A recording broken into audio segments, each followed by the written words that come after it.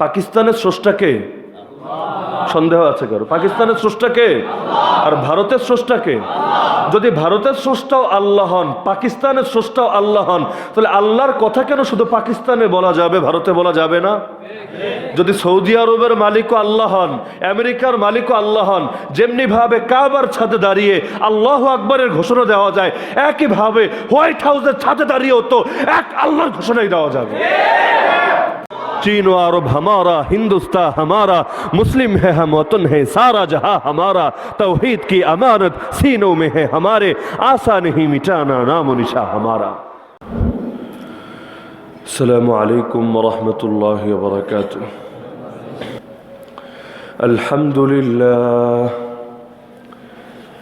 अल्हम्दुलिल्लाह नहमदुहु व नस्तईनुहु व नस्तगफिरुह ونؤمن به ونتوكل عليه ونعوذ بالله من شرور أنفسنا ومن سيئات أعمالنا من يهده الله فلا مضل له ومن يضلله فلا هادي له ونشهد أن لا إله إلا الله وحده لا شريك له ونشهد أن سيدنا ومولانا محمدا عبده ورسوله أرسله الله تعالى بالهدى ودين الحق بشيرا ونذيرا وداعيا إلى الله بإذنه وسراجا منيرا أما بعد فأعوذ بالله من الشيطان الرجيم بسم الله الرحمن الرحيم أذن للذين يقاتلون بأنهم ظلموا وإن الله على نصرهم لقدير الذين أخرجوا من ديارهم بغير حق إلا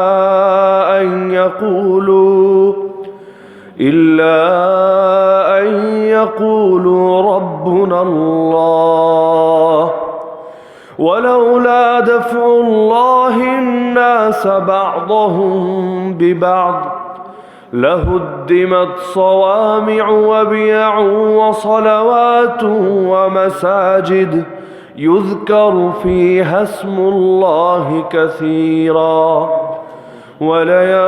ولينصرن الله من ينصره إن الله لقوي عزيز وقال النبي صلى الله تعالى عليه وسلم إن الإسلام يهدم ما كان قبله وإن الهجرة تهدم ما كان قبلها وإن الحج يهدم ما كان قبله آمنت بالله صدق الله العلي العظيم وبلغنا رسوله النبي الكريم ونحن على ذلك لمن الشاهدين والشاكرين والحمد لله رب العالمين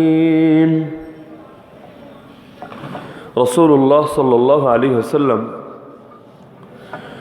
যখন তার সাহাবীদেরকে নিয়ে মক্কা থেকে মদিনায় হিজরত করলেন, সে সময় মক্কার চাইতে মদিনায় জাগতিক বা বৈষয়িক সুবিধা বেশি ছিল।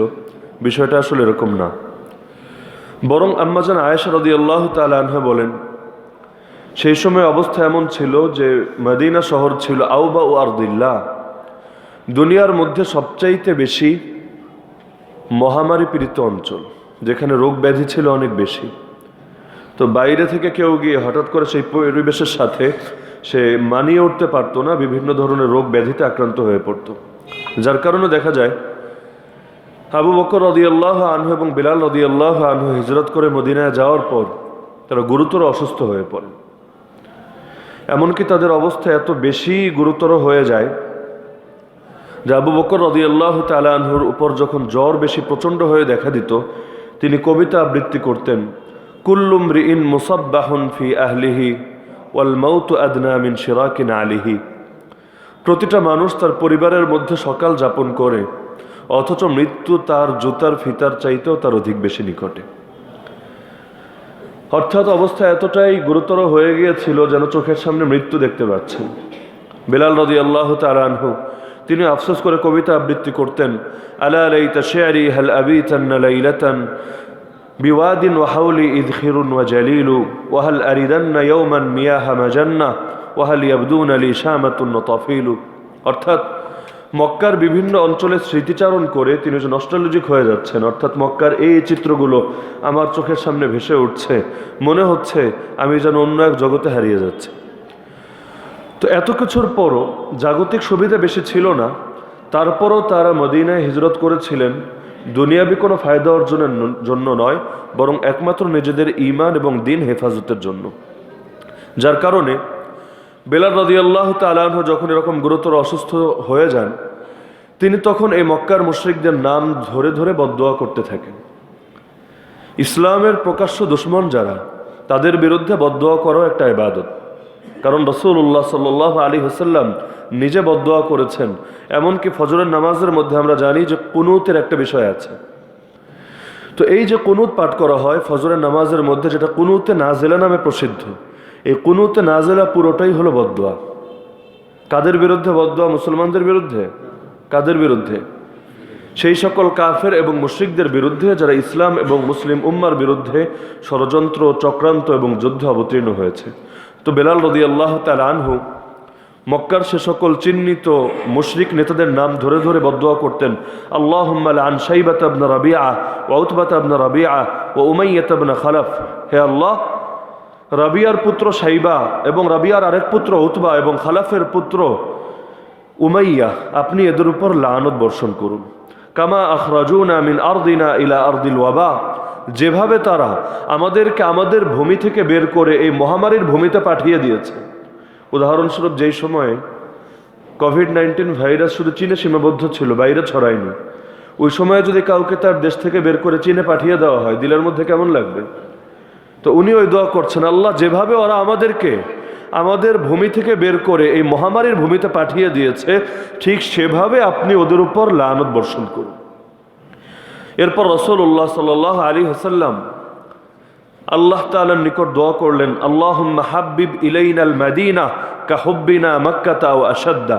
হে আল্লাহ, মক্কা যেমন আমাদের নিকট বড় প্রিয় ছিল, মদিনাকেও আমাদের নিকট ঠিক তেমন প্রিয় বানিয়ে দিন, আও আশাদ্দা, অথবা এর চাইতেও বেশি প্রিয় বানিয়ে দিন। অথচ আল্লাহর ঘর কাবা কি মদিনায় না মক্কায়? কিন্তু তারপরও নবী দোয়া করছে, আল্লাহ মদিনাকে আমাদের নিকট মক্কার সমান বা মক্কার চাইতেও বেশি প্রিয় বানিয়ে দিন। কারণ আল্লাহর ঘর কাবা থাকুক, মুসলমানদের ঐতিহ্য, স্মৃতি এবং বিভিন্ন নিদর্শন বহন করে চলুক, কিন্তু জমিনে যদি আল্লাহর বিধান কায়েম না থাকে, আল্লাহর জমিনে যদি আল্লাহর দিন প্র্যাকটিস না করা যায়, তাহলে মুসলমান কখনো সেই ভূমিতে অবস্থানের তামান্না করতে পারে না। গত সপ্তাহে আমরা আলোচনা করেছিলাম যে দুনিয়াবী সুবিধা অর্জনের জন্য কাফেরদের ভূমিতে অবস্থানের মাসালা কি। তো তিনি এই দোয়া করলেন যে, হে আল্লাহ, মদিনাকে আমাদের নিকট প্রিয় বানিয়ে দিন, যেমন মক্কা প্রিয় ছিল, অথবা এর চাইতেও বেশি প্রিয় বানিয়ে দিন। কারণ ভূমির উপর মায়া আছে, ভূমির উপর স্বভাবজাত টান আছে, কিন্তু এই মায়া এবং টান দ্বীনের মহব্বতের চাইতে বেশি না। মুসলমান সবচাইতে বেশি মহব্বত করে দ্বীনকে, সে দ্বীনের জন্য সব ছাড়তে পারে, এমনকি মক্কার মতো পবিত্র পূর্ণ ভূমিও ছাড়তে পারে, কিন্তু কোনো কিছুর জন্যই দ্বীনকে ছাড়তে পারে না। আল্লাহুম্মা বারিক লানা ফি সাইনা ওয়া ফি মুদ্দিনা ওয়া সাহহিহা লানা।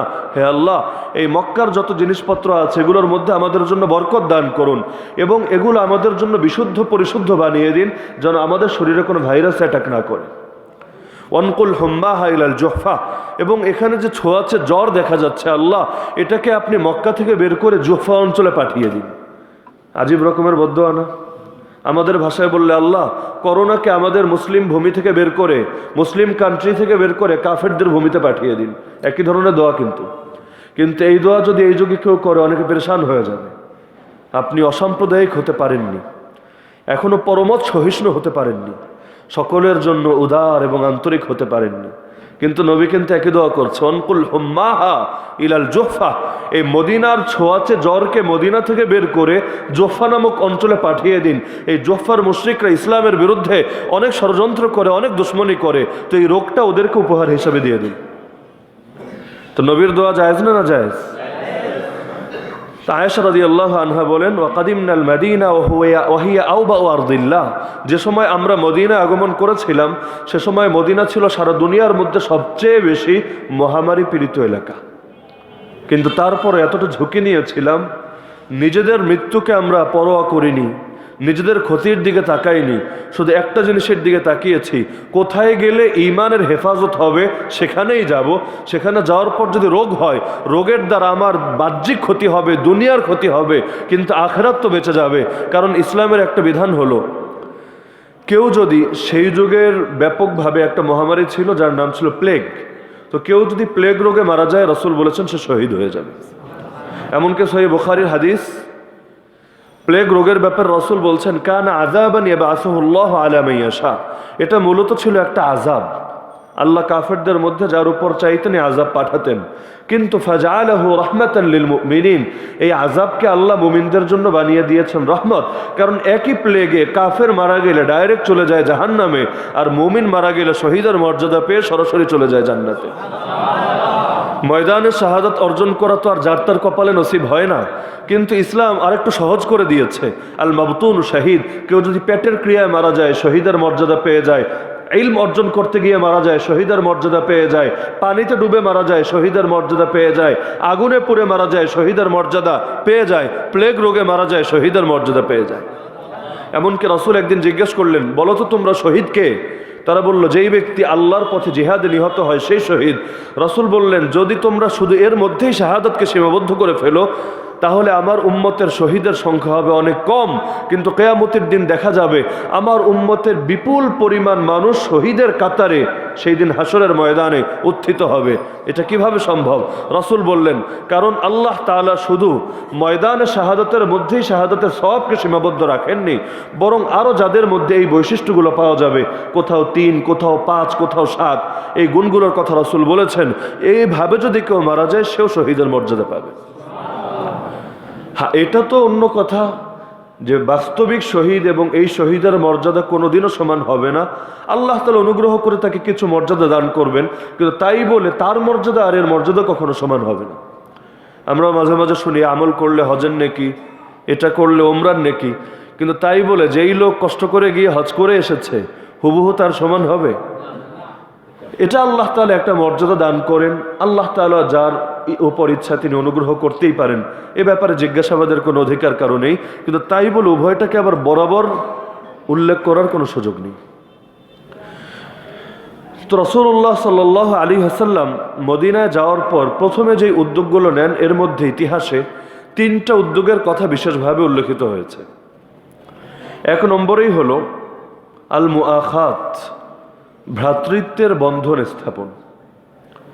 মুসলমান তো একটা কমন ভ্রাতৃত্বের শিক্ষা দেয় যে ইসলাম হবে মুসলিম জাতির জাতীয়তার ভিত্তি, অর্থাৎ ইসলামও একটা জাতীয়তার শিক্ষা দেয়, কিন্তু সেই জাতীয়তার ভিত্তি কোনো ভৌগোলিক অঞ্চল না, কোনো গায়ের রং না, নির্ধারিত কোনো ভাষা বা বর্ণ না, বরং সেই জাতীয়তার একমাত্র ভিত্তি হচ্ছে ধর্মীয় বিশ্বাস, যেটার কথা আল্লাহ কোরআনে নিজে উল্লেখ করেছেন যে হুয়াল্লাযী খালাকাকুম ফামিনকুম কাফিরুন ওয়া মিনকুম মুমিন, তিনি সেই সত্তা যিনি তোমাদেরকে সৃষ্টি করেছেন, এরপর তোমরা দুটো জাতি, এক জাতির নাম কাফের বা অবিশ্বাসী, আরেক জাতির নাম মুমিন বা বিশ্বাসী।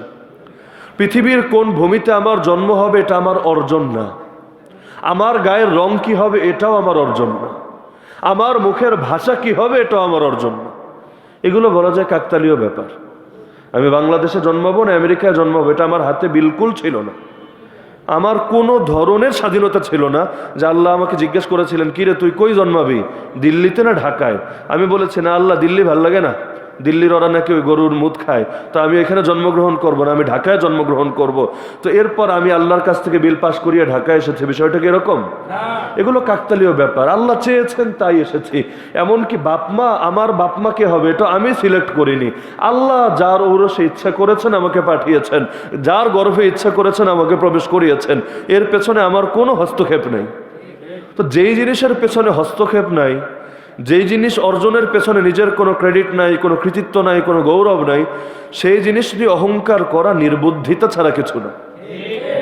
অনেকে রূপ নিয়ে গর্ব করে, ছেলেদের মধ্যে কম হলেও মেয়েদের মধ্যে আছে, রূপ নিয়ে অহংকার, লাবণ্য নিয়ে অহংকার, অথচ এই রূপ তো তার অর্জনই না, আল্লাহ দিয়েছেন। তো যে জিনিস তার অর্জন না সেটা নিয়ে আবার অহংকার করে কিভাবে?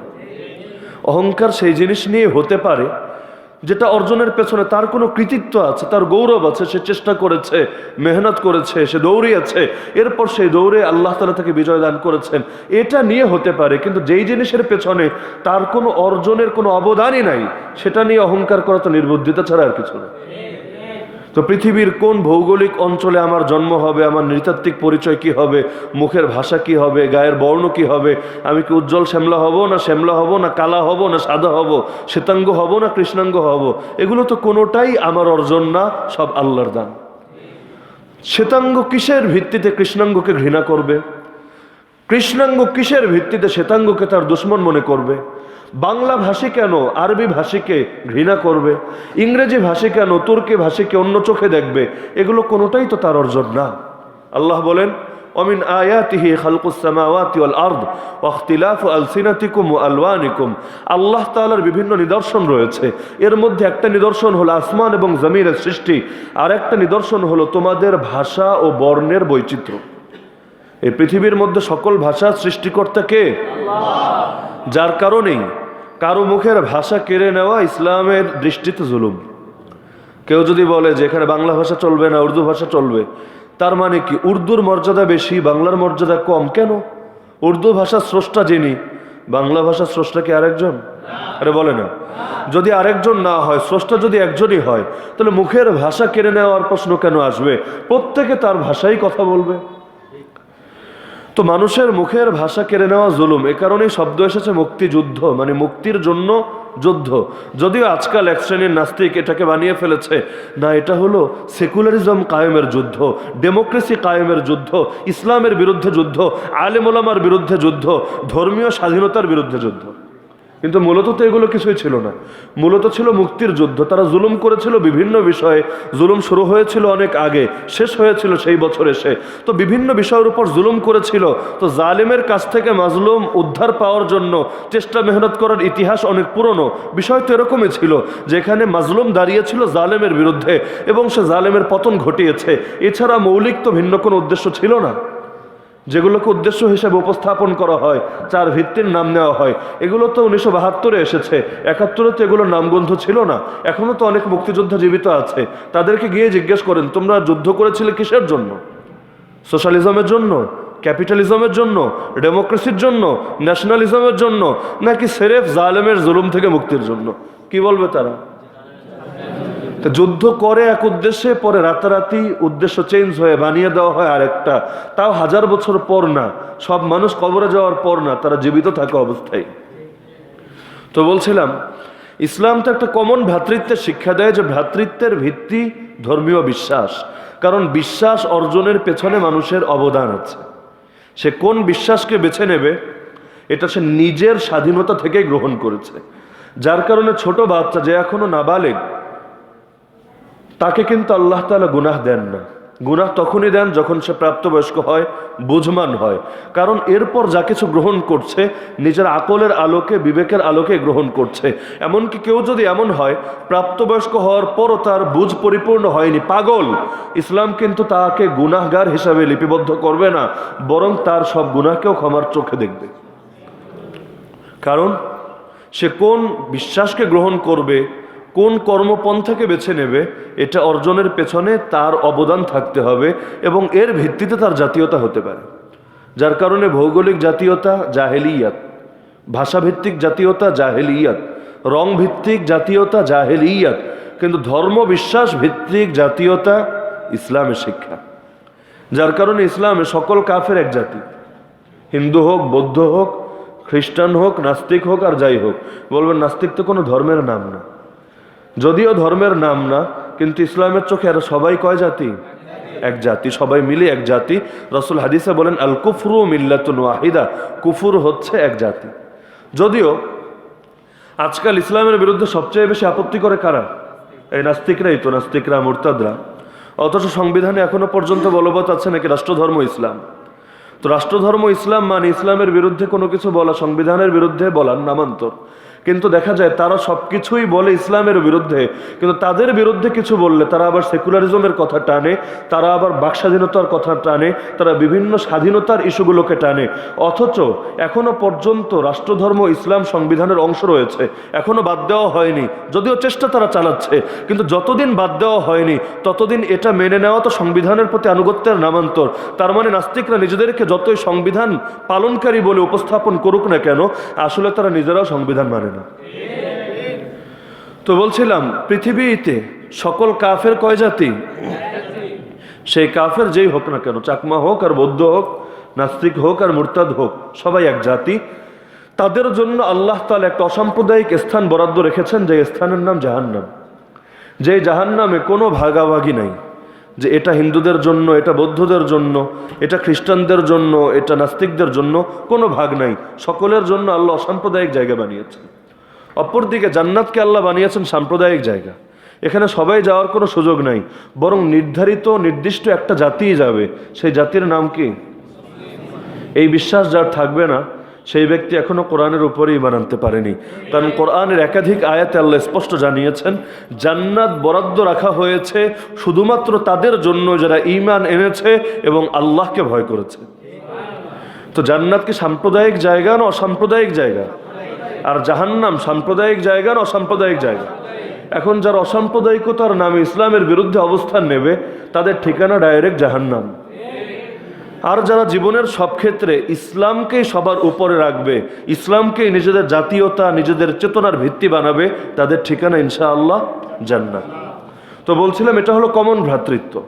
কিন্তু রাসূলুল্লাহ সাল্লাল্লাহু আলাইহি ওয়াসাল্লাম মদিনা যাওয়ার পর আরেক বিশেষ ধরনের ভ্রাতৃত্বের বন্ধন স্থাপন করেন। তিনি একজন মক্কার মুহাজির, আরেকজন মদিনার আনসার, তাদেরকে ভাই বলে ঘোষণা করেন। তুমি অমুকের ভাই, সে অমুকের ভাই, সে অমুকের ভাই। এভাবে রাসূল এক একটা ভ্রাতৃত্বের বন্ধন স্থাপন করেন, একজন মুহাজির আরেকজন আনসার। আমরা যে বিভিন্ন ঘটনা শুনি, মুহাজিররা মদিনায় যাওয়ার পর আনসারীরা তাদেরকে সব কিছু দিয়ে দেওয়ার জন্য রাজি ছিল, সেটা এই ভাইদের ক্ষেত্রেই। রাসূল যেই মুহাজিরকে কোন আনসারীর ভাই বানিয়ে দিয়েছেন, এবার আনসারী চিন্তা করলো সে যদি আমার ভাই হয়, সব ক্ষেত্রে সে তো আমার সমান হওয়াই উচিত। ভ্রাতৃত্বের দাবি তো এটাই। যদিও আজকাল এই কথাগুলো কোথাও চর্চা হয় না। একদিকে বলা হয় সকল বাঙালি ভাই ভাই, তার মানে হিন্দু হলেও ভাই, মুসলমান হলেও ভাই, সবাই ভাই। কিন্তু কাজের বেলায় দেখা যায় যে আওয়ামী লীগ করে সে বিএনপির লোককে নিজের ভাই মনে করে করে নাকি? যে কওমি মাদ্রাসায় পড়ে সে আলিয়া মাদ্রাসার লোকটাকে নিজের ভাই মনে করে? এক পীরের মুরিদ আর এক পীরের মুরিদকে নিজের ভাই মনে করে? বরং জীবনের সব ক্ষেত্রে তার বিরুদ্ধে অবস্থান নেওয়াকেই নিজের জন্য ক্রেডিট মনে করে। এমনকি যাদেরকে বলা হয় জনগণের বন্ধু, তারাও দেখা যায় মাঝে মধ্যে জনগণের বিরুদ্ধে ব্যাপক হুমকি দেয়, খবরদার ইসলামের কথা এত বেশি বলতে চাইলে ধরে হাত ভেঙে দেবে। তাহলে দেখা যাচ্ছে ভাইয়ের দাবিটা শুধু মুখেই রয়ে গেছে, কিন্তু বাস্তবে আসেনি। বাস্তবে এসেছিল একটা সময়, যেই সময়টাকে আমরা রাসূলুল্লাহ সাল্লাল্লাহু আলাইহি ওয়াসাল্লামের সোনালী যুগ বলেছি। তো মদিনায় যাওয়ার পর এখন মক্কার সাহাবীদের ব্যাপারে তারা ভাবলেন, যেহেতু তারা সব কিছু ছেড়ে আমাদের নিকট এসেছে, সুতরাং তারা আমাদের মেহমান। এখন আমাদের উচিত মেহমানদের কদর করা। এই যুগ হলে ভাবতো ওদেরকে আগে আগে বিদায় করা, নইলে আমাদের ডিমান্ড কমে যাবে। ওদেরকে এখানে থাকতে দেওয়া যাবে না, তাড়িয়ে দিতে হবে, অথবা নিচু অবস্থানে রাখতে হবে, নইলে বেশি যদি ঘাড়ে উঠিয়ে ফেলি 2 দিন পর আমাদের ঘাড় মটকে খাবে। কিন্তু এগুলো তারা ভাবেননি, বরং ভেবেছেন যেহেতু তারা দ্বীনের জন্য সব ছেড়েছেন, আমাদের উচিত তাদের জন্য সর্বোচ্চ কোরবানি দেওয়া। এখন বললেন ভাই কি চান আপনি? প্রয়োজনে আমার সব নিয়ে নেন। যদি সব নিতে রাজি না হন তাহলে অর্ধেক অর্ধেক ভাগাভাগি করে দেই। আমার যত বাগান আছে, যত ব্যবসা আছে, যা কিছু আছে অর্ধেক আপনার, অর্ধেক আমার।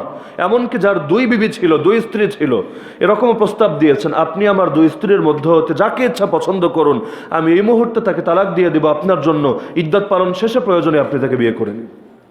কিন্তু মক্কার সাহাবীদের অধিকাংশের ব্যাপারই আছে যে তারা এগুলো গ্রহণ করেননি।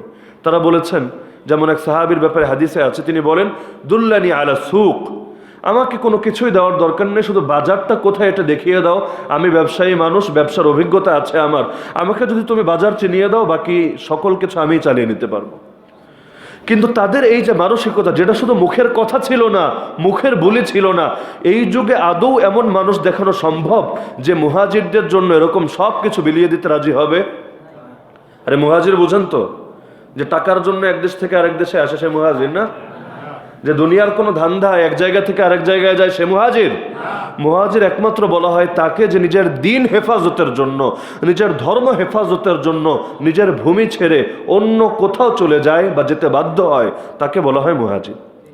আমাদের দেশে এখন একটা গালির নাম হলো রোহিঙ্গা, জানেন তো? এটা একটা গালি না? বিশেষ করে চিটাগাং অঞ্চলে একজন একজনের গালি দেয়, তুই একটা রোহিঙ্গা। বাঙালি বিভিন্ন সময় তাদের বুদ্ধি জাহের করে, এরা যদি দেশে থাকে আমাদের এই লাইনে ক্ষতি হবে, অর্থনৈতিক লাইনে আমরা এভাবে ক্ষতির শিকার হব, অমুক লাইনে এই ক্ষতির শিকার হব, তো ওদেরকে এখান থেকে ভাগিয়ে দিতে পারলেই আমাদের জন্য কল্যাণ। মাঝে মধ্যেই দেখা যায় অনেকের খুব ক্ষোভ ওদের বিরুদ্ধে উঠে আসে। তো একটা বার মদিনার সাহাবীদের অবস্থা চিন্তা করেন, আর একবার নিজেদের অবস্থা চিন্তা করেন। মদিনার সাহাবীরা মক্কার মুহাজিরদের সঙ্গে কে আচরণ করেছিলেন, আর বর্তমান পৃথিবীর সবাই মিলে যেই দেশে যেই মুহাজির আছে, তুরস্কে আছে, সে সিরিয়ার অনেকে, বিভিন্ন অঞ্চলে বিভিন্ন জায়গার মুহাজির আছে। পৃথিবীতে এমন একটা মুসলিম জাতি, একটা সম্প্রদায় আমাকে দেখান যারা সেই মদিনার আনসারি সাহাবীদের আদর্শ এই বর্তমান 2020 এসে বাস্তবায়ন করেছে? পারবেন দেখাতে? মনে মনে আশা করে আল্লাহ যেমনি ভাবে সাহাবীদেরকে সাহায্য করেছেন, তাদের মাথা উঁচু করেছেন, তাদেরকে বিজয়ী করেছেন, আল্লাহ আমাদের সাথে একই আচরণ করবেন। কিন্তু দেখা যায় তারা তাদের আমল যেরকম রেখেছিলেন তার ধারে কাছেও আমরা এখনো পৌঁছতে পারি। তারা সবকিছু বিলিয়ে দিতে রাজি, আমরা সবকিছু কেড়ে নিতে রাজি। এই রোহিঙ্গারা দেশে আসার সময় প্রচুর পরিমাণ ডাকাতের শিকার হয়নি? কারা করেছিল এই ডাকাতি? ভারতের নাগরিকরা? শ্রীলঙ্কার নাগরিকরা? তাহলে কারা? আমার আপনার সোনার ছেলেরা। তো দেখা যায় উপকার তো করতেই পারেনি, কখনো রেপ করেছে, কখনো চুরি করেছে, কখনো ডাকাতি করেছে। ওরাও যে করেনি সেটা না, কিন্তু ওরা তো মুহাজির, ওদের দ্বীনের জন্য কোরবানি আছে। আল্লাহ তাআলা চাইলে ওদেরকে ক্ষমা করে দিতে পারেন। আপনার কি আছে? কোন মুখ নিয়ে আল্লাহর সামনে হাজির হবেন যে আল্লাহ আমি নিজে হিজরত করিনি, যারা করেছে আল্লাহ ওদেরকেও আমি সাহায্য করিনি? অথচ ইতিহাস বলে একসময় বাঙ্গাল মুলুকের উপর জালিমদের নির্যাতন হয়েছিল, সেই সময় বাঙ্গাল মুলুকের অনেক মুসলমান সেই আরাকান রাজ্যে গিয়ে নিজেদের আশ্রয় গ্রহণ করেছিল। আল্লাহ তাআলা ইতিহাস পরিবর্তন করেছেন। একসময় যারা ছিল আশ্রয় গ্রহণকারী, এখন তার আশ্রয় দাতা। ভবিষ্যতে কি হবে তাও কেউ জানে না, কখনো চিত্র তো আবার উল্টেও যেতে পারে, আল্লাহ না করুক। আজকে আমরা আনসার, কোনোদিন তো আমরাও আবার মুহাজির হয়ে যেতে পারি। কপালে কি লেখা আছে সেটা তো কেউই জানে না। এই সিরিয়ার মুসলমানরা কি 30 বছর আগে জানতো তাদের কপালে কোন দুর্দিন আসছে? তো অবস্থা পরিবর্তন হতে তো কোনোই সময় লাগে না। তো বলছিলাম, রাসূল এই ভ্রাতৃত্বের যে বন্ধনগুলো স্থাপন করেছিলেন, ইতিহাস এর দ্বিতীয় কোনো নজির কেউ দেখাতে পারবে না। প্রথম কাজ করলেন এটা যে একজন মক্কার মুহাজির আর একজন আনসার উভয়কে ভ্রাতৃত্বের বন্ধনে তিনি আবদ্ধ করে দিলেন, যার দ্বারা সকল ধরনের ভেদাভেদ দূর হয়ে গেল। মাঝে মধ্যে 2-1 বার এমন হয়েছে, যেমন এক হাদিসে আছে এক মুহাজির এবং এক আনসার সাহাবীর মধ্যে তর্ক লেগে গেছে। যতই হোক মানুষ তো, মানবীয় দুর্বলতার ঊর্ধ্বে তো কেউ না। তর্ক লেগে গেছে, ঝগড়া লেগে গেছে, একজন আরেকজনের উপর হাত তুলে বসেছেন। এখন মদিনার সাহাবী সবাইকে ডাক দিলেন, ইয়া আল আনসার, হে মদিনার আনসারীরা, কে কোথায় আছো, হেল্প মি। মক্কার সাহাবী তিনিও বসে থাকলেন না, তিনিও বললেন, ইয়া আল মুহাজিরিন, হে মুহাজিররা, কে কোথায় আছো, জলদি আসো, আমাকে বাঁচাও। গ্রুপ কয়টা হয়ে গেল? অথচ মুসলমান গ্রুপ থাকবে কয়টা? একটা। কিন্তু একদিকে তিনি ডাকছেন আনসারীদেরকে, আর এদিকে মুহাজির ডাকছে মুহাজিরদেরকে। আর মুনাফিক তো আসেই জাতীয়তাবাদী চেতনা উস্কে দেওয়ার জন্য। মুনাফিকরা এসে বোঝায়, দেখো তোদের খেয়ে তোদের পরে এখন গায়ে তেল জমেছে, এখন তোদের গায়ে হাত তুলে আজকে ওদের 14 গোষ্ঠী উদ্ধার করে ছাড়বো, সবগুলোরে ধরে মদিনা থেকে বের করে দিব। বিভিন্ন সময় ওরাই হুমকি দিত। কোরআনুল কারীমের মধ্যে 28 নম্বর পারার একটা সূরা আছে, সূরা মুনাফিকুন। কারো যদি সময় সুযোগ থাকে কোরআনের যে কোনো তাফসির খুলে বিশুদ্ধ তাফসির গ্রন্থ থেকে এই সূরা মুনাফিকুনের তাফসিরটা পড়ে দেখবেন, অনেক মজা পাবেন। বর্তমান যুগের মুনাফিকরা যেই হুমকি দেয় সেই যুগেও ঠিক একই একই হুমকি দিত। যেমন মুনাফিকরা একবার বলেছিল লা ইউখরিজান্নাল আ'আজ্জু মিনহাল আযাল, সম্মানিতরা লাঞ্ছিতদেরকে মদিনা থেকে বের করে দেবে। এক যুদ্ধের ময়দানে দাঁড়িয়ে মুনাফিক সর্দার আব্দুল্লাহ বিন উবাই ইবনে সালুল নিজেদের ব্যাপারে বলছিল যে আমরা হলাম সম্মানিত আর ওরা হলো আমাদের এখানে এসে আশ্রয় নিয়েছে লাঞ্ছিত। তো আমরা মদিনায় যদি এবার ফিরে যাই, যুদ্ধটা যদি শুধু শেষ হয়, এই ইস্যুতেই বলছে যখন দুটো গ্রুপ হয়ে গিয়েছে, যে আমরা যদি এবার মদিনায় ফিরে যেতে পাই, এই মুহাম্মদ এবং তার সঙ্গীদেরকে মদিনা থেকে ঘাড় ধাক্কা দিয়ে বের করে দেব। আজকাল হুমকি দেয় না হুজুররা, ধরে তোমাদেরকে পাকিস্তান পাঠিয়ে দেব, ভিসা দিয়ে তোমাদেরকে আফগানিস্তান পাঠিয়ে দেব, চলে যাও তোমাদের পেয়ারা পাকিস্তানে। আজকাল এই হুমকি দেওয়া হয় না, কথায় কথায় হুমকি। তার মানে আমরা তো বন্যার জলে ভেসে আসা খড়কুটো, এখানে আমাদের বাঁচারও কোনো অধিকার নাই, খাওয়ারও অধিকার নাই, থাকারও অধিকার নাই, কথা বলারও কোনো অধিকার নেই।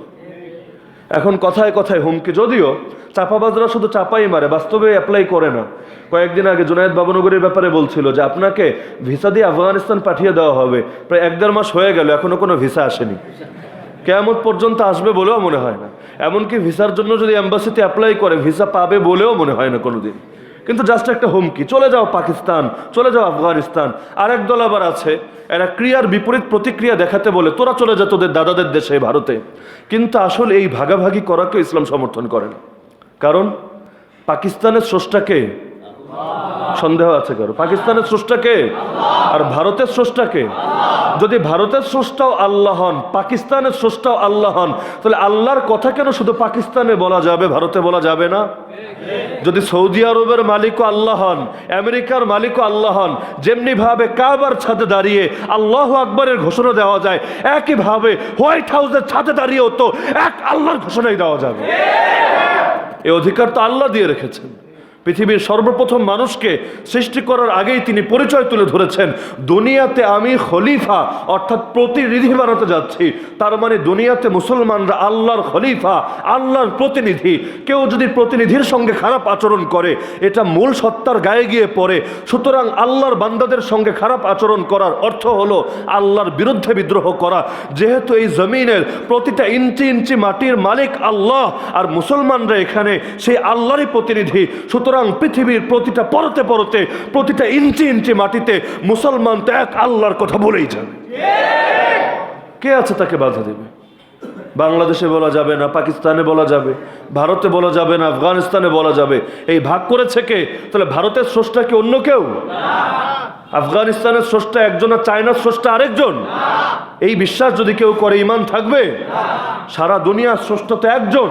সুতরাং তার কথা কেন এক জায়গায় বলা যাবে আর এক জায়গায় যাবে না? যেটা অপরাধ সেটা সব জায়গায় অপরাধ, আর যেটা অপরাধ না সেটা কোনো জায়গায় অপরাধ না। এই ভাগাভাগি করার অধিকার আল্লাহ কাউকে দেননি। কিছু মানুষ নিজেদেরকে পৃথিবীর মালিক ভেবে বসে। ফেরাউন সারা দুনিয়ার রাজত্ব পায়নি, ছোট্ট এক মিশরের রাজত্ব পেয়ে নিজের ব্যাপারে দাবি করে আনা রব্বুকুমুল আলা। যেমন আমরা সেজদায় গিয়ে বলি সুবহানা রব্বিয়াল আলা, যেই দাবি আল্লাহর ব্যাপারে করি সে নিজের ব্যাপারে করছে আনা রব্বুকুমুল আলা, আমি তোদের সব রবের চাইতে বড় রব। অথচ ফেরাউন সারা দুনিয়ার বাদশাহীও পায়নি। যদি সারা দুনিয়ারটা পেত তারপর অন্তত দাবি করলে একটু লজিকে ধরতো। বেচারা শুধু এক মিশরের রাজত্ব পেয়েছে, তাও শুধু মানুষের রাজত্ব, পশু পাখির রাজত্ব না, নবী সুলাইমানের মতো এই বাতাসের রাজত্ব না, শুধু কিছু মানুষের রাজত্ব পেয়ে তাও জোরপূর্বক রাজত্ব ধরে রেখে নিজেকে দাবি করছে সব রবের চাইতে বড় রব। অপরদিকে প্রকৃত মুমিন নবী সুলাইমান সারা দুনিয়ার রাজত্ব, জিনের রাজত্ব, মানুষের রাজত্ব, পশু পাখির রাজত্ব, বাতাসের রাজত্ব সব পাওয়ার পর বলেন আলহামদুলিল্লাহ, আমার কোনো কৃতিত্ব নাই, আমার কোনো গৌরব নাই, সকল ক্রেডিট তো এক আল্লাহর জন্য। তো বলছিলাম, একদিকে মক্কার মুহাজিররা আর একদিকে মদিনার আনসাররা, সুযোগ কাজে লাগালো মুনাফিকরা। মুনাফিকরা বললো এবার শুধু মদিনায় ফিরে যাই, সম্মানিতরা লাঞ্ছিতদেরকে বের করে দেবে। ইতিহাস সাক্ষী, বের হয়েছে, কিন্তু কারা? মুসলমানরা না মুনাফিকরা? ইতিহাসের বুকে সম্মানিত হয়েছে কারা? সাময়িকভাবে হয়তো মুসলমানদের উপর পরীক্ষা এসেছিল, নবীর উপরও বিভিন্ন বাধা এসেছিল, নবীকে মারও খেতে হয়েছিল, দাঁতও শহীদ করাতে হয়েছিল, আঙ্গুলও কেটেছিল, তার চাচার বুক চিরে কলিজাও চিবিয়ে খাওয়া হয়েছিল, সবগুলোই সত্য। কিন্তু সময়ের ব্যবধানে সেই মুহাম্মদ সাল্লাল্লাহু আলাইহি ওয়াসাল্লাম এমন উঁচু মর্যাদায় গিয়ে আরোহণ করেছেন যার ধারে কাছেও পৃথিবীর কোনো মানুষ পৌঁছতে পারবে না। যারা তাকে ঘৃণা করেছিল, তার বিরুদ্ধে ক্ষমতার গরম দেখিয়েছিল, কোথায় সে আবু জাহাল আর আবু লাহাব, কোথায় সেই উমাইয়া আর উতবা, কোথায় সেই সাইবা, কোথায় সেই উকবা, তারা তো সকলে ইতিহাসের মধ্যে চরম লাঞ্ছনার স্তরে গিয়ে উপনীত হয়েছে। এমনকি তাদের নামগুলোকে আল্লাহ তাআলা ঘৃণিত বানিয়ে দিয়েছেন। তো বলছিলাম ভ্রাতৃত্বের বন্ধন স্থাপন। বর্তমান পৃথিবীতেও সকল মুসলমান যদি ভ্রাতৃত্বের বন্ধনে আবদ্ধ হতে পারে, যেমনটাই মক্কার এবং মদিনার সাহাবীরা হয়েছিলেন, পৃথিবীর কোনো শক্তি নাই যে শক্তি মুসলমানকে দমাতে পারে। কারণ আল্লাহর নবী আল্লাহর কাছ থেকে কিছু দোয়া কবুল করিয়ে নিয়েছিলেন। এর মধ্যে একটা দোয়া ছিল, আল্লাহুম্মা লা তুসাল্লিত আলাইহিম আদুওয়াম মিন সিওয়া আনফুসিহিম ফায়াস্তাবিহা বাইদাতাহুম। আয় আল্লাহ, আমার উম্মতের উপর বহিঃশত্রুকে চাপিয়ে দেবেন না, যারা এসে মুসলমানদেরকে গণহারে হত্যা করবে, এটা যেন আল্লাহ কোনোদিনও না হয়। এবং আল্লাহ তাআলা তার নবীর এই দোয়া কবুল করে নিয়েছিলেন। তাহলে বলবেন সারা দুনিয়ায় মুসলমানের রক্ত ঝরে কেন? সবগুলোই মুনাফিকদের কারণে। যদি ইসলামের বিরুদ্ধে রাজাকারগুলো না থাকতো, ইসলামের বিরুদ্ধে এই বিদ্রোহীগুলো, এই যুদ্ধাপরাধীগুলো না থাকতো, একটা রাষ্ট্রের বিরুদ্ধে বিদ্রোহ করা বড় অপরাধ না আল্লাহর খেয়ে আল্লাহর পরে তার বিরুদ্ধে বিদ্রোহ করা অপরাধ? আজকাল সবাই এটা বোঝে, দেশের বিরুদ্ধে যারা অবস্থান নিয়েছে তারা রাষ্ট্রদ্রোহী, তাদের কোনো ক্ষমা নাই। কিন্তু অনেক হাইব্রিড মস্তিষ্ক এটা বুঝতে পারে না, আল্লাহর বিরুদ্ধে অবস্থান নিয়েছে তার কেন ক্ষমা নাই? অথচ আল্লাহ বড় না রাষ্ট্র বড়? পৃথিবীতে যত রাষ্ট্র আছে সব রাষ্ট্রের মূল মালিককে। তো ছোট্ট একটা রাষ্ট্রের বিরুদ্ধে বিদ্রোহ করা যদি অমার্জনীয় অপরাধ হয়, ক্ষমার অযোগ্য অপরাধ হয়, সকল রাজার মহারাজা যিনি, সকল মালিকের বড় মালিক যিনি, তার বিরুদ্ধে বিদ্রোহ করা কোনো অপরাধ না। তো বলছিলাম মুহাজির ডাকলেন মুহাজিরদেরকে, আনসার ডাকলেন আনসারীদেরকে। রাসূলের কানে এই খবর পৌঁছলো, গ্রুপিং তো শুরু হয়ে গিয়েছে। রাসূল আসলেন, আসার পর বললেন, কি ব্যাপার, কি শুরু করেছে এগুলো? এগুলো তো জাহিলি যুগের কথাবার্তা, দাউহা ফাইন্নাহা মুমতিনা, এগুলো বাদ দাও। জাহিলি যুগের কথাবার্তা এক একটা দুর্গন্ধময় কথাবার্তা। অর্থাৎ এই মুহাজিররা যে নিজেদেরকে এক জাতি মনে করছে, আনসারীরা আরেক জাতি মনে করছে। রাসূল বলছেন এগুলো পুঁতি গন্ধময় কথাবার্তা, কোনো মুসলমানের মুখে ধরনের কথাবার্তা মানায় না। আরে কেউ যদি মনে করে আমি আওয়ামী লীগ করি আমি এক জাতি, বিএনপি করে সে আরেক জাতি, তার সুখে আমি কাঁদবো আর তার দুঃখে আমি হাসবো, সেই মানুষ নিজেকে এখনো মুসলমান পরিচয় দেওয়ার অধিকার রাখে না। আমাদের সব পরিচয়ের চাইতে বড় পরিচয় থাকতে হবে, ইন্নানি মিনাল মুসলিমিন, আমি একজন মুসলমান। কিন্তু দেখা যায় এই পরিচয়ে কেউই সন্তুষ্ট না। আমাদের লেবাসের মানুষ বলেন আর সাধারণ মানুষ বলেন, কেউ সন্তুষ্ট না, প্রত্যেকেই এক একটা দলাদলি নিয়ে ব্যস্ত। কি আজকাল কি কথাটা বাস্তব মনে হয় না অবাস্তব? প্রত্যেকে দলাদলিতে ব্যস্ত, হিংসায় ব্যস্ত, বিদ্বেষে ব্যস্ত, ক্ষমতার মোহে পাগল পারা হয় ব্যস্ত। কিন্তু নিজেদের পরিচয়ের ভিত্তি যদি ইসলামকে বানাতো, যে আমি মুসলমান, এটা আমার সবচেয়ে বড় পরিচয়। হ্যাঁ, আমার বিভিন্ন উপপরিচয় থাকতে পারে, কিন্তু উপপরিচয় কখনো মূল পরিচয়কে ছাড়াতে পারে না। বাপের চাইতে যদি পোলায় বেশি বোঝে, সমাজের মানুষ তারা খারাপ বলে না? তো মূল পরিচয় তো ইসলাম, মূল পরিচয় মুসলমান। এখন উপপরিচয়, শাখা পরিচয় যদি মূলের চাইতে বড় হয়ে যায়, এটা ভালো না খারাপ?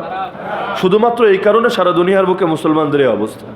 সারা পৃথিবীতে মুসলমানদের রাষ্ট্র হয়ে গেছে অনেকগুলো। প্রত্যেক রাষ্ট্রের লোকেরা আবার ভাবে আমরা এক জাতি আর আরেক জাতি, ওদের দুঃখে আমাদের কি, ওদের সুখ হইলেই বা আমাদের কি, আমরা শুধু আমাদেরকে নিয়ে ব্যস্ত থাকবো। এরপর আবার এক দেশের নাগরিকরা তারা আবার হাজার হাজার ভাগে বিভক্ত হয়ে থাকে। কেউ রাজনৈতিক আদর্শকে কেন্দ্র করে ভাগ হয়, কেউ ধর্মীয় আদর্শকে কেন্দ্র করে ভাগ হয়, কেউ পীরের আদর্শকে কেন্দ্র করে ভাগ হয়। এক একজন এক একটাকে কেন্দ্র করে ভাগ হচ্ছে আর হচ্ছে, এই ভাগাভাগির যেন কোনো শেষ নাই। এমনকি 10 জন মিলে যদি একটা গ্রুপ হয়, 1 বছর পর দেখা যায় এখানে আবার 2 গ্রুপ হয়েছে, 2 বছর পর আবার 4 গ্রুপ হয়েছে। এমনকি শেষে এমন হয় এক দলে একজনই লোক, তিনিই সভাপতি, তিনিই সেক্রেটারি, তিনিই নেতা, তিনিই কর্মী। তো এই ভ্রাতৃত্বের বন্ধন স্থাপন করা হলো রাসূল মদিনায় যাওয়ার পর। অন্য ভাষায় বললে পৃথিবীর বুকে সর্বপ্রথম ইসলামিক কান্ট্রি প্রতিষ্ঠার পর রাসূল যেই কাজটা সবার আগে করেছেন সেটা হলো ভ্রাতৃত্বের বন্ধন স্থাপন। এখান থেকে বুঝে আসে পৃথিবীতে কোন রাষ্ট্রের মধ্যেও যদি কেউ সুখ শান্তি ঐক্য সংহতি এবং সামাজিক ন্যায় ও নিরাপত্তা ভারসাম্য কায়েম করতে চায়, তার জন্য সবচেয়ে গুরুত্বপূর্ণ যে পদক্ষেপ নেওয়া জরুরি সেটা হলো মানুষের অনৈক্য দূর করা, সবাইকে এক সুতায় গেঁথে আনা, মানুষের মধ্যে বিভেদ কায়েম করা না, এক দলকে আরেক দলের বিরুদ্ধে উস্কানি দেওয়া না, বিভিন্ন নিজের দলের লোকদের ক্ষেত্রে বিভিন্ন উগ্রবাদীমূলক বক্তব্যকে সাপোর্ট করা না, বরং সকলের ক্ষেত্রে একই নীতি বাস্তবায়ন করা। যদি এটা সম্ভব হয় তাহলে ইনশাআল্লাহ সেখানে 100% নিরাপত্তা কায়েম হবে, যেমন রাসূলের হাতে প্রতিষ্ঠিত মদিনায় কায়েম হয়েছিল। আজকাল তো অনেকে কথায় কথায় মদিনা সনদের দোহাই দেয়, কিন্তু মদিনা সনদ যে কি জিনিস, মদিনায় যাওয়ার পর যে কিভাবে রাজনীতি করেছিলেন ভিত্তিগুলোই বোঝে না।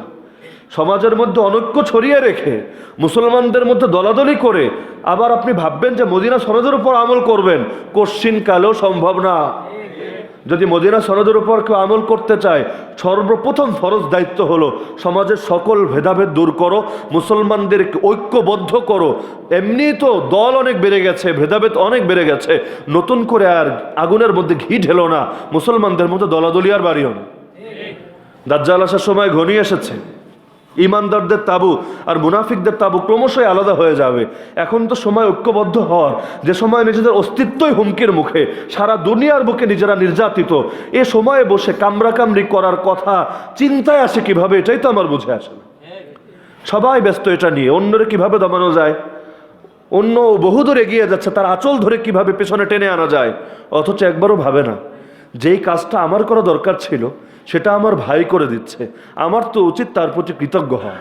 কারণ আমরা দুর্বল, ইসলামের সব খেদমত আমরা করতে পারবো না, জাগতিক সব লাইনে মেহনত একজন মানুষের পক্ষে করা সম্ভব না, যে সে কৃষি সেক্টরেও মেহনত করবে, আবার অর্থনৈতিক সেক্টরেও মেহনত করবে, রাজনৈতিক সেক্টরেও করবে, আবার সামাজিক সেক্টরেও করবে। একজন মানুষের পক্ষে সব সম্ভব? তাহলে আমার ভাই আমার কাজটা করে দিচ্ছে, আমার তো উচিত তার প্রতি কৃতজ্ঞ থাকা, কারণ সেও তো আমার ফায়দার জন্য, সমগ্র মানবতার ফায়দার জন্য কাজগুলো করছে। তাহলে আমি তো তার প্রতি আরো ভালোবাসা লালন করব, কেন তাকে নিজের দুশ্মন মনে করব? এক হুজুর যদি আরেক হুজুরের নিজের দুশ্মন মনে করে আর মাহফিলে মাহফিলে আরেক হুজুরের বিরুদ্ধে বয়ান দেয়, কি মনে হয় এর দ্বারা মানুষের ঈমান আমল খুব মজবুত হয় না? সমাজের মধ্যে খুব শান্তি পয়দা হয়? নিজেদের মধ্যে যদি ভুল বোঝাবুঝি থাকেও এটার সমাধান নিজেরাই করা উচিত, কিন্তু কাদা ছুড়াছুড়ি করে সমাজের মধ্যে বিভেদ আর দ্বন্দ্ব বাড়ানো তো এই সময় উচিত না, যে এই সময় অস্তিত্বই হুমকির মুখে। যদি এমন হতো সারা দুনিয়ার নেতৃত্ব আমাদের হাতে, আমরা এখন সারা দুনিয়ার সুপার পাওয়ার, মুসলমানদের নাম শুনলেও সবাই থরথর করে কেঁপে ওঠে, তখন নয়তো বুঝতাম কোনো কাম তো নাই, এজন্য বসে বসে আকাম করে। কিন্তু এত কাজ পড়ে আছে, কাজ করার মানুষ নাই, সেখানে কাজের ময়দানে কাউকে দেখা যায় না, সবাইকে দেখা যায় শুধু একজন আরেকজনের বিরুদ্ধে দুশ্মনী করার ময়দান। তো রাসূলের প্রথম পদক্ষেপ ছিল এটা, আল মুআখাত। দ্বিতীয় পদক্ষেপ ছিল রাসূলুল্লাহ সাল্লাল্লাহু আলাইহি ওয়াসাল্লামের মসজিদ নির্মাণ। মসজিদ নির্মাণ এটা দেখতে সাধারণ বিষয় মনে হলেও আসলে সাধারণ কোনো বিষয় না। মসজিদের মধ্যে শুধু নামাজই হয় না, বরং ইসলামী রাষ্ট্র পরিচালনাও হয় কোত্থেকে? গুরুত্বপূর্ণ পরামর্শগুলো হয় কোথায়? জনসাধারণকে সচেতন করার বয়ানগুলো দেওয়া হয় কোথায়?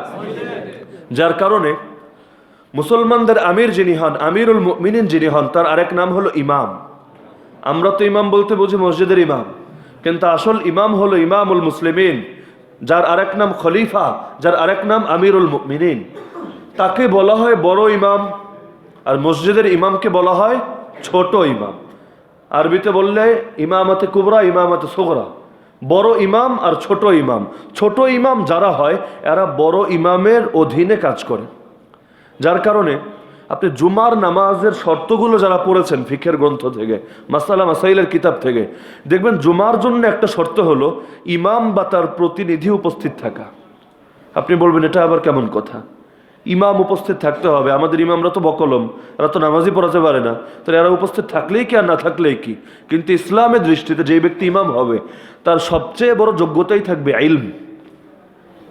নেতা নির্বাচনের বিভিন্ন যোগ্যতা দেখা হয় না, এই যুগে দেখা হয় জাগতিক শিক্ষা, কিন্তু ইসলামের দৃষ্টিতে যিনি ইমাম হবেন, নেতা হবেন, তার এক নম্বর শর্ত কি? ইলম। এমনকি অনেকের মতে তিনি মুজতাহিদ পর্যায়ের আলেম হতে হবেন। ইমাম আবু হানিফা যেমন মুজতাহিদ, ইমাম শাফেঈ যেমন মুজতাহিদ, ইমাম মালিক, ইমাম আহমদ যেমন মুজতাহিদ, এরকম মুজতাহিদ আলেম হতে হবেন। কারণ তার সামনে বিভিন্ন ধরনের বিষয় দেখা দিবে। এখন নিত্য নতুন বিষয়গুলোর ক্ষেত্রে তিনি কোরআন এবং সুন্নাহ কিভাবে বাস্তবায়ন করবেন যদি তার ভেতরে ইজতেহাদের যোগ্যতা না থাকে। অনেকে আবার বলেছেন যদি মুস্তাহিদ শর্ত বলা হয় তাহলে এত যোগ্য লোক পাওয়া মুশকিল। তাহলে এক কাজ করা যায়, ইমাম নিজে মৌলিক ইলমের অধিকারী হবেন, বাকি তিনি যদি মুস্তাহিদ নাও হন তার অধীনে একটা ফিকহি কাউন্সিল থাকবে, যারা বসে পরামর্শ করে সেই ইমামকে কোরআন এবং সুন্নাহর ডিসিশন জানাবে। এরপর সেই ইমামের কাজ হবে সেটা শুধু অ্যাপ্লাই করা, নিজের কোনো রায় বাস্তবায়ন না করা, নিজেকে আল্লাহ এবং তার রাসূলের অনুগামী এবং তাদের গোলাম হিসাবে রাখা। তো বলছিলাম ইমাম, বড় ইমাম, মসজিদের ইমাম যিনি হন তিনি তার অধীনে কাজ করতে হয়, তার বাইরে গিয়ে কাজ করার সুযোগ থাকে না। যার কারণে যতদিন পর্যন্ত পৃথিবীতে ইসলাম কায়েম ছিল যে কোনো মানুষ যে কোনো জায়গায় জুম্মা পড়ানো শুরু করে দেবে এই সুযোগ ছিল না। কারণ এভাবে হলে জুম্মার খুতবার মধ্যে বিদ্রোহ হতে পারে, শাসকের বিরুদ্ধে মানুষকে উস্কে দেওয়ার কাজটা হতে পারে। এখন এটাকে কন্ট্রোল করা হবে কিভাবে? কন্ট্রোল করা হবে ইসলামের আলোকে, অর্থাৎ খলিফা যিনি হবেন সেই খলিফার জেহেনে থাকবে যে কোথায় কে জুম্মা পড়াচ্ছেন, সারা দেশের মধ্যে এই কয়টা জায়গায় জুম্মা হচ্ছে, কোথায় কি আলোচনা হচ্ছে, ইসলামের মধ্যেই হচ্ছে না ইসলামের বাইরে হচ্ছে। যদি ইসলামের মধ্যে আলোচনা হয় আমার পক্ষে গেলেও সেটা গ্রহণযোগ্য, বিপক্ষে গেলেও গ্রহণযোগ্য। আর ইসলামের বাইরে যদি আলোচনা হয় সেটা আমার পক্ষে গেলেও গ্রহণযোগ্য না। কারণ কোনো দালাল মৌলবী মুসলমানদের রাহবার হওয়ার উপযুক্ত না। তো বড় ইমাম ছোট ইমাম তার অধীনে কাজ করতেন, বড় ইমামের অধীনে ছোট ইমাম কাজ করতেন। যার কারণে জুম্মার একটা শর্তই বলা হয়েছে ইমাম উপস্থিত থাকা বা তার প্রতিনিধি উপস্থিত থাকা। হ্যাঁ, এই যুগে যেহেতু সারা দুনিয়া ইমামই নাই, খলিফাই নাই, আমিরে নাই, এখন কি সারা দুনিয়া জুম্মা ছেড়ে দেওয়া হবে? এ কারণে এসে ফকিহগণ সিদ্ধান্ত নিলেন যেহেতু নাই, কি আর করা, নাই মামার চেয়ে কানা মামা ভালো। এই মুসলমানরা নিজেদের পক্ষ থেকে ইমাম নির্বাচন করে আপাতত নামাজটা চালিয়ে নিক, কিন্তু আবার যখন সেই বড় ইমাম ফিরে আসবে তখন এই দায়িত্বগুলো মসজিদের ছোট কমিটি পালন করবে না, এলাকার লোকেরা পালন করবে না, বরং পালন করবে সেই ইমামুল মুসলিমিন।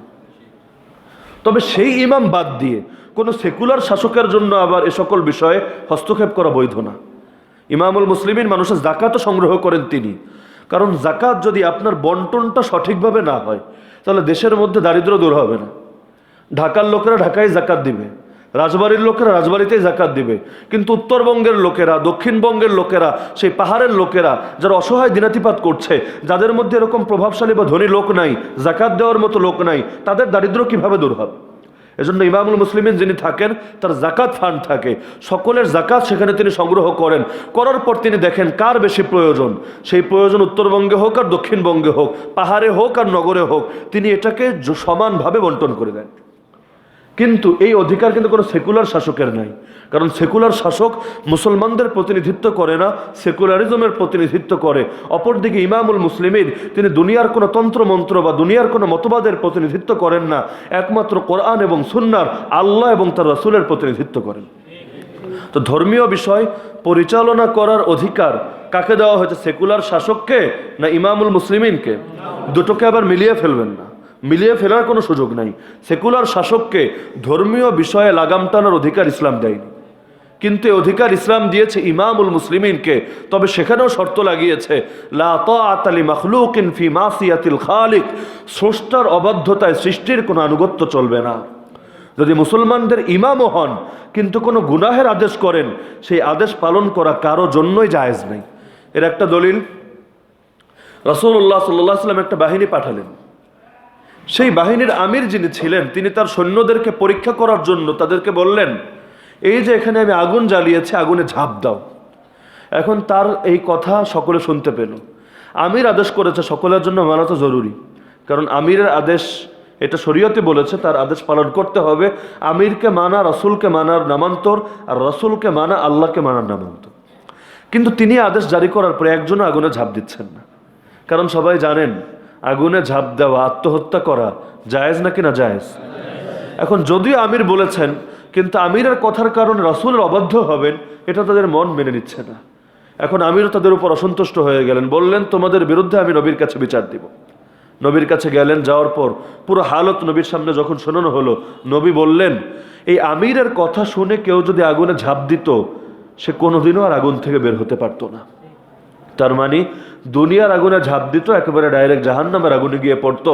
কারণ আমির যেই হোক না কেন, যদি গুনাহের আদেশ করে, এই গুনাহের আদেশ পালন করা কারো জন্যই জায়েজই নেই। জরুরি হওয়া তো দূরের কথা। আপনি কোনো বাহিনীতে চাকরি করেন, আপনার অফিসার আপনাকে গুনাহের আদেশ করেছে, কোনো হারাম লেনদেন করার, ঘুষ খাওয়ার, সুদি লেনদেন করার, অথবা অন্যায়ভাবে কাউকে ফাঁসানোর, অন্যায়ভাবে কারো বিরুদ্ধে মামলা করার, অন্যায়ভাবে কারো বুকে গুলি চালানোর, অন্যায়ভাবে কাউকে গ্রেফতার করার। আপনি জানেন এটা অন্যায়, এটা ভুল, এটা অপরাধ, তারপরও শুধু অফিসারের আদেশ পালনার্থে যদি এই কাজ করেন, আল্লাহর নিকট কিন্তু মুক্তি পাওয়া যাবে না। আর বান্দার হকের বিষয়টা অনেক গুরুতর। আল্লাহর হক নষ্ট করলে, আল্লাহর কাছে ক্ষমা চাইলে আল্লাহ ক্ষমা করে দেন, কিন্তু বান্দার হক নষ্ট করলে যতদিন সে ক্ষমা না করে, আল্লাহও কিন্তু আপনাকে ক্ষমা করবে না। আপনি নির্বিচারে একজন মানুষকে গুলি করে হত্যা করেছেন, সে তো দুনিয়ায় নাই, ক্ষমা চাইবেন কিভাবে? আর সে ক্ষমা না করলে আল্লাহ তো ক্ষমা করবে না। আর কেয়ামতের দিন ফ্রি সার্ভিস কেউ দেবে না, যে কেয়ামতের দিন গিয়ে ক্ষমা চাইবেন আর ক্ষমা করে দিবে। সে বলবে আগে আমল দে, কয়টা আমল আছে আগে দে, তারপর দেখা যাবে ক্ষমা করব নাকি করব না। কারণ সেখানে সব আমলের খেলা, টাকা পয়সার কোনো খেলা নাই। সে ভাববে 10টাও যদি আমি আমল ফ্রি পেয়ে যাই, আমার আমলের নেকির পাল্লাটা হয়তো ভারী হয়ে যাবে, আর 10 আমলের কারণে আমি পিছিয়েও পড়তে পারি। এখানে কোনো ফ্রি সার্ভিস দেওয়া হয় না। তো দুনিয়ার বুকে কত মানুষের উপর আপনি জুলুম করেছেন, কারো সাথে আপনি অন্যায় আচরণ করেছেন, গালি দিয়েছেন, কারো গীবত করেছেন। গীবত করলেও মানুষের হক নষ্ট হয় না? 3 জিনিস ইসলাম হারাম করেছে: রক্ত হারাম, সম্পদ হারাম, সম্মানও হারাম। রক্তপাত করা জায়েজ নাকি না জায়েজ? সম্পদ ছিনতাই করা জায়েজ নাকি না জায়েজ? একইভাবে সম্মানহানি করাও না জায়েজ। সেই সম্মানহানি অপমানের দ্বারা করেন, গীবতের দ্বারা করেন, কোটনামির দ্বারা করেন, চগলখুরির দ্বারা করেন, যেভাবেই করেন, এটাও না জায়েজ, তার হক নষ্ট করেছেন। এখন নিজেকে একবার জিজ্ঞেস করেন, আমরা যে সবাই জান্নাতে যাওয়ার স্বপ্ন নিয়ে বসে আছি, মরতে দেরি, জান্নাতে যেতে দেরি না। আমাকে যদি বলা হয় তুমি সারা জীবনে কয়জন মানুষের গীবত করেছো, একটা লিস্ট করো। কয়জনের গায়ে হাত তুলেছো, একটা তালিকা বের করো। কয়জনকে তুমি খারাপ ভাষায় গালিগালাজ করেছো, কয়জনের সঙ্গে তুমি দুর্ব্যবহার করেছো, কয়জনের টাকা মেরে খেয়েছো, কয়জনের ক্ষতি করেছো, গোটা একটা লিস্ট বের করো। তারপর প্রত্যেকের কাছে গিয়ে ক্ষমা চাও, কারণ ওরা ক্ষমা না করলে তো আল্লাহ ক্ষমা করবে না। একজনও কি আছি যে এই তালিকা বের করতে পারবো? কি সম্ভব নাকি? যদি সম্ভব না হয় তাহলে কিভাবে জান্নাতের আশা নিয়ে বসে আছি? রাসূল একদিন জিজ্ঞেস করলেন, তোমরা বলো তো দেউলিয়া কে? তারা বলল, হে রাসূল, মাল্লা দিরহাম লাহু ওয়ালা মাতা, যার টাকা পয়সাও নাই আর কোনো আসবাবপত্রও নাই, তাকে আমরা দেউলিয়া বলে চিনি। বর্তমানের ভাষায় বললে সংজ্ঞাটা ভিন্ন হতো। যার টাকা পয়সা থাকলেও তার ঋণ তার টাকা পয়সাকে ছাড়িয়ে গিয়েছে, এখন তাকে আদালত দেউলিয়া ঘোষণা করেছে, সেই ব্যক্তি হলো দেউলিয়া। তো রাসূল বললেন, আরে না, আমার উম্মতের দেউলিয়া হচ্ছে সেই ব্যক্তি যে কিয়ামতের দিন পাহাড় পাহাড় পরিমাণ নেক আমল নিয়ে আসবে, কিন্তু দুনিয়াতে কাউকে গালি দিয়েছে, কাউকে কষ্ট দিয়েছে, কাউকে মেরেছে, অন্যায়ভাবে কারো উপর সে জুলুম করেছে। তো প্রত্যেক পাওনাদাররা এসে হাজির হবে। এখন তারা তার আমলগুলো নিতে শুরু করবে। নিতে নিতে নিতে এক পর্যায়ে সব আমল শেষ, কিন্তু পাওনাদার তো শেষ হয়নি। এখন কি হবে? এবার তাকে বলা হবে, তুমি এই পাওনাদারদের গুনাহগুলো নিজের কাঁধে বহন করো। এবার সে পাওনাদারদের গুনাহগুলো কাঁধে নিতে নিতে পাহাড় পাহাড় পাহাড় গুনাহ তার জমতে থাকবে। সর্বশেষে তার আমল নামা 0, গুনাহের পাল্লা একেবারে পরিপূর্ণ। সেই অবস্থায় তাকে অধোমুখী করে জাহান্নামে নিক্ষেপ করা হবে। রাসূল বলেন, এই ব্যক্তি হচ্ছে প্রকৃত দেউলিয়া। তো এই সংজ্ঞাটা যদি সামনে রাখি, প্রত্যেকের ব্যাপারে আশঙ্কা আছে আমরা মনে হয় সেই দিন দেউলিয়ার কাতারে অন্তর্ভুক্ত হয়ে যাব। দুনিয়াতে কথা বলার সময় ভাবি না, চলার সময় ভাবি না, অথচ রাসূল হাদিসের মধ্যে বলেন, সহিহ বুখারীর হাদিস, ওয়াহাল ইয়াকুব্বুন নাসা ফিন নারি আলা উজুহিহিম আও ক্বালা আলা মানাখিরিহিম ইল্লা হাসাইদু আলসিনাতিহিম। মানুষকে কিয়ামতের দিন অধোমুখী করে, অধোমুখী বোঝেন? মাথা নিচে পা উপরে, মানুষকে কিয়ামতের দিন অধোমুখী করে জাহান্নামে নিক্ষেপ করবে তার মুখের অযাচিত কথাবার্তা, যেই কথাগুলো বলার সময় খেয়ালও করেনি। আজকাল তো আমাদের অবস্থা এমন হয়েছে, যতগুলো বৈঠক হয়, যতগুলো মজলিস হয়, আল্লাহ হেফাজত করুক, এমন একটা বৈঠকও হয়তো পাওয়া যাবে না যেখানে কারো না কারো বিরুদ্ধে গীবত করা হয় না। বিশেষ করে মহিলাদের মধ্যে আলোচনা উঠলেই গীবতের এক চর্চা শুরু হয়ে যায়। এমনকি এটাকে অপরাধ মনে করে না। কেউ যদি বলে, কিরে ভাই, অন্যের দোষচর্চা কেন করছো? মুসলমানের দোষচর্চা তো মরা ভাইয়ের গোশত খাওয়ার নামান্তর। সে বলবে, যা বলছে সত্যই তো বলছে। আরে সত্য বললেই তো গীবত হয়। মিথ্যা বললে তো অপবাদ হয়, অপবাদ আরেক গুনাহ, গীবত আরেক গুনাহ। গীবত সেটাকেই বলা হয় যেটা কারো মধ্যে বাস্তবেই আছে, কিন্তু আপনার জন্য প্রকাশ করা তো বৈধ না। হাদিসের মধ্যে আছে, মান সাতারা মুসলিমান সাতারাহুল্লাহু ফিদ দুনিয়া ওয়াল আখিরাহ। কোনো ব্যক্তি যদি মুসলমানের দোষ ত্রুটি গোপন রাখে, আল্লাহ দুনিয়াও তার দোষ ত্রুটি গোপন রাখবেন, আখিরাতেও গোপন রাখবেন। একটাবার চিন্তা করেন, কিয়ামতের দিন সে আদম আলাইহিস সালাম থেকে শুরু করে পৃথিবীর সর্বশেষ মানুষ পর্যন্ত এত মিলিয়ন মিলিয়ন মানুষের সামনে আল্লাহ যদি আপনার দোষ ত্রুটি প্রকাশ করে দেন, যেগুলো দুনিয়াতে অনেক কষ্টে চেপে রেখেছিলেন, আড়াল করে রেখেছিলেন, বাপকেও বুঝতে দেননি, মাকেও জানতে দেননি, সমাজের দৃষ্টি তো আড়াল ছিল, আল্লাহ যদি সবার সামনে প্রকাশ করে দেন, কোথায় যাবে আপনার সম্মান? আপনি আজকে এক ভাইয়ের দোষ ত্রুটি প্রকাশ করে দিচ্ছেন, ভাবছেন বিজয়ী হয়ে গেলেন, আসলে বিজয়ী হননি, আল্লাহর কাছে ধরে খেয়ে গেছেন। আর এক হাদিসে তো এটাও আছে, কেউ যদি কোনো মুসলমানের দোষ প্রকাশ করে, আল্লাহ তাআলা দুনিয়াতেই তার দোষ প্রকাশ করে তাকে লাঞ্ছিত করে ছাড়বেন। এমনকি সে যদি ঘরের কোনায় গিয়ে লুকিয়ে থাকে, সেখানেও আল্লাহ তাকে লাঞ্ছিত করে ছাড়বেন। এবার একটু চিন্তা করি, কেন আমি লাঞ্ছিত হচ্ছি বারবার? কেন আমার সমাজে সম্মান নষ্ট হচ্ছে দুদিন পর পর? চিন্তা করলে দেখবেন একদিন আপনিও অন্য কারো সম্মান নষ্ট করেছিলেন, আজকে আল্লাহ নিজে আপনার সম্মান নষ্ট করছেন। কারণ আল্লাহ তাআলা ইনসাফ করেন, যার উপর জুলুম করা হয় সেই মাজলুম যদি প্রতিশোধ নিতে নাও পারে, মাজলুমের পক্ষ হয়ে আল্লাহ নিজে প্রতিশোধ নিয়ে নেন। এজন্যই তো একদিন আবু বকর রাদিয়াল্লাহু আনহুকে গালি দেওয়া হচ্ছিল, তিনি চুপচাপ বসে আছেন, রাসূলও তার পাশে বসে সব দেখছেন, তিনিও কোনো কথা বলছেন না। কিছুক্ষণ যাওয়ার পর আবু বকর রাদিয়াল্লাহু আনহু একটা জবাব দিলেন, গালির জবাব দিলেন কড়া করে। রাসূল তার পাশ থেকে উঠে আসলেন। এবার আবু বকর তো পেরেশান, হে আল্লাহ রাসূল, আমি কি ভুল করেছি, কি অপরাধ করেছি? যখন গালি দেওয়া হচ্ছিল আপনি আমার পাশে বসা ছিলেন, কিন্তু যখন আমি জবাব দিলাম আপনি উঠে গেলেন, আমার অপরাধটা কি আপনি জানিয়ে দেন। তিনি বললেন, দেখো আবু বকর, যতক্ষণ তুমি মুখ বন্ধ করেছিলে আসমানের ফেরেশতারা তোমার জন্য রহমতের দোয়া করেছে এবং তোমার পক্ষ থেকে জবাব দিয়ে দিয়েছে, কিন্তু যখন তুমি জবাব দেওয়া শুরু করেছো ফেরেশতারা সরে গিয়েছে, তাই আমিও সেখান থেকে উঠে এসেছি। দুনিয়াতে মাজলুম হলে লস নাই, সাময়িক লস কিন্তু স্থায়ী লাভ, কারণ মাজলুমের উপর আল্লাহ তাআলা সন্তুষ্ট। কোরআনে কোথাও এটা নাই আল্লাহ শুকরকারীর সাথে আছে, কিন্তু কোরআনে জায়গায় জায়গায় আছে আল্লাহ সবরকারীর সাথে আছে। ইন্নাল্লাহা মা'আস সাবিরিন। বিপদে যদি কেউ না থাকে, পাশে কে আছে? আল্লাহ। হেরা গুহা না, গারে সাউরের মধ্যে মক্কা থেকে মদিনায় হিজরত করার সময় আবু বকর রাদিয়াল্লাহু আনহু পেরেশান। এই মুশরিকরা যদি পায়ের নিচে তাকায় তাহলেই তো দেখে ফেলবে, আমাদেরকে মেরে ফেলবে, এখন কি হবে আমাদের? নবী বলেন, আরে পেরেশান হয়েও না, মা বালুকা বিসনাইন আল্লাহু সালিসুহুমা। সেই দুই ব্যক্তির ব্যাপারে তোমার কি মূল্যায়ন যাদের সঙ্গে তৃতীয় হিসাবে আল্লাহ আছেন। এরপর কোরআনে আল্লাহ আয়াত নাজিল করেন, লা তাহজান ইন্নাল্লাহা মা'ানা। দুঃখ কিসের? দুঃখ করার তো কিছু নাই, আল্লাহ আছেন আমাদের সাথে।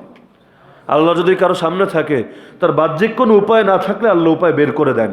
কোরআনে আছে, ওয়ামাইয়াত্তাকিল্লাহ, যে ব্যক্তি আল্লাহকে ভয় করে অপরাধ থেকে বিরত থাকে, ইয়াজআল লাহু মাখরাজা, যত বড় বিপদই আসুক না কেন আল্লাহ বিপদ থেকে বের হওয়ার পথ নিজে খুলে দেন। শুধু তাই না, ওয়ারযুকহু মিন হাইসু লা ইয়াহতাসিব, এমন জায়গা থেকে তার রিজিকের ব্যবস্থা করেন। রিজিক মানে শুধু খাওয়া না, রিজিক মানে জীবন চলার জন্য যত উপকরণ লাগে সম্মানও রিজিকের অন্তর্ভুক্ত। আল্লাহ এমন জায়গা থেকে তার রিজিকের ব্যবস্থা করেন যা সে কল্পনাও করতে পারে না।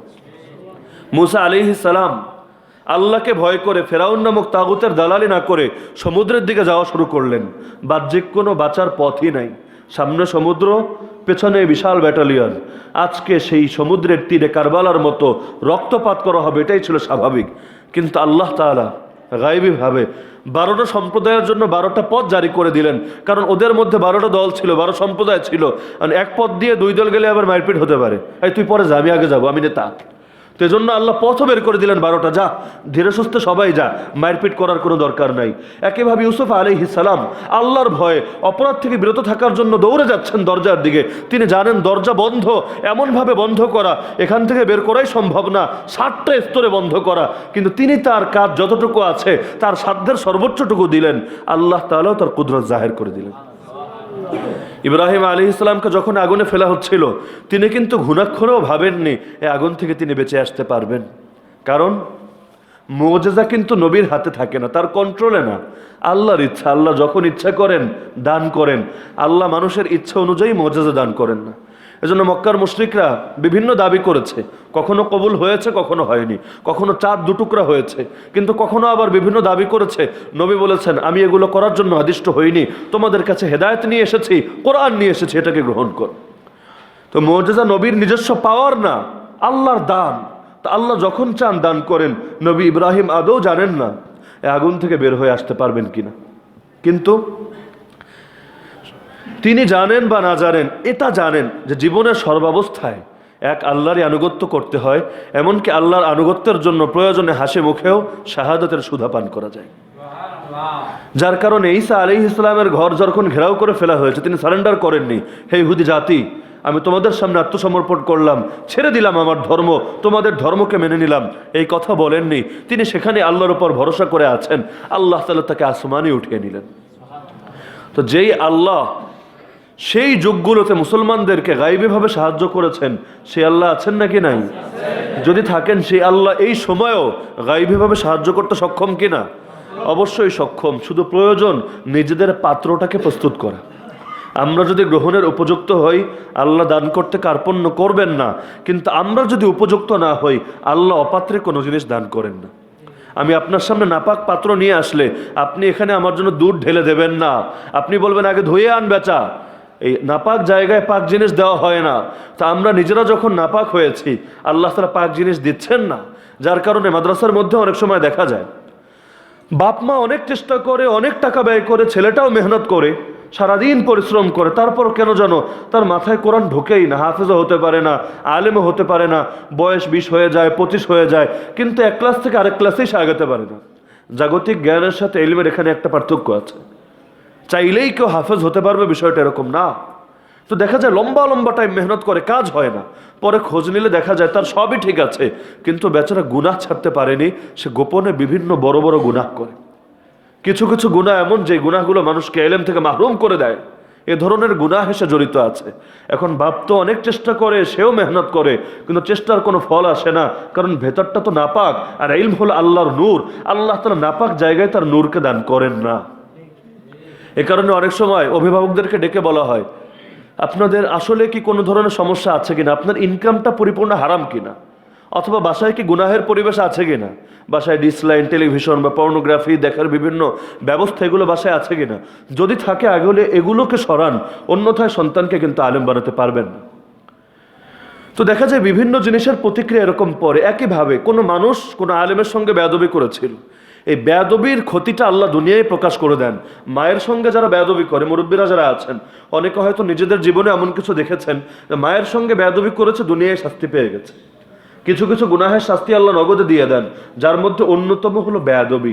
সেই বেয়াদবি কোরআনের সাথে হোক, সেই বেয়াদবি শিক্ষকের সাথে হোক, সেই বেয়াদবি মা বাবার সাথে হোক। এমনকি বেয়াদবের একটা শাস্তি হলো আল্লাহ তার পুরো বংশের উপর থেকে রহমত উঠিয়ে নেন। যেমন সূরা কাউসারের 3 নম্বর আয়াত, ইন্না শানিয়াকা হুয়াল আবতার, হে নবী, যারা আপনার সঙ্গে বেয়াদবি করবে ওদের বংশই নির্বংশ হয়ে যাবে। তো বাপ হয়তো আলেম ওলামার সঙ্গে বেয়াদবি করে, তো বেয়াদবি করার কারণে আল্লাহ হয়তো তার বংশ থেকে ইলমে উঠিয়ে নিয়েছেন। এখন চেষ্টা করে, নিজের ভেতরেও কিছু আসে না, বাচ্চা কাচ্চার ভেতরেও কিছু ঢুকে না। অথবা মানুষের উপর জুলুম করেছিল, বদদোয়া লেগেছে মাজলুমের বদদোয়ার ব্যাপারে হাদিসে আছে, ইত্তাকি দাওয়াতাল মাজলুম, মাজলুমের বদদোয়াকে ভয় করো, ফাইন্নাহা লাইসা বাইনাল্লাহি ওয়া বাইনাহা হিজাব, আল্লাহর মধ্যে আর মাজলুমের বদদোয়ার মধ্যে কোনো পর্দা থাকে না। এই দোয়া ফেরেশতারা নিয়ে যেতে হয় না, সে দোয়া করতে দেরি হয়, আল্লাহ দোয়া কবুল করতে দেরি হয় না। তো রাসূলুল্লাহ সাল্লাল্লাহু আলাইহি ওয়াসাল্লাম মদিনায় যাওয়ার পর যে কয়টা কাজ করেছিলেন, দুটোর আলোচনা হলো। প্রথম কাজ তিনি করেছিলেন ভ্রাতৃত্বের বন্ধন স্থাপন, দ্বিতীয় কাজ করেছিলেন বিনাউল মসজিদ, মসজিদ নির্মাণ। মসজিদ নির্মাণের গুরুত্বকে সম্পর্কে পুরো আলোচনা শেষ হয়নি, বাকি আলোচনা ইনশাআল্লাহ আগামী সপ্তাহে হবে। আল্লাহ তাআলা আমাদের সবাইকে বিষয়গুলো সঠিকভাবে জানার, বোঝার এবং আমল করার তৌফিক দান করুন। ওয়া আখিরু দাওয়ানা আলহামদুলিল্লাহি রাব্বিল আলামিন।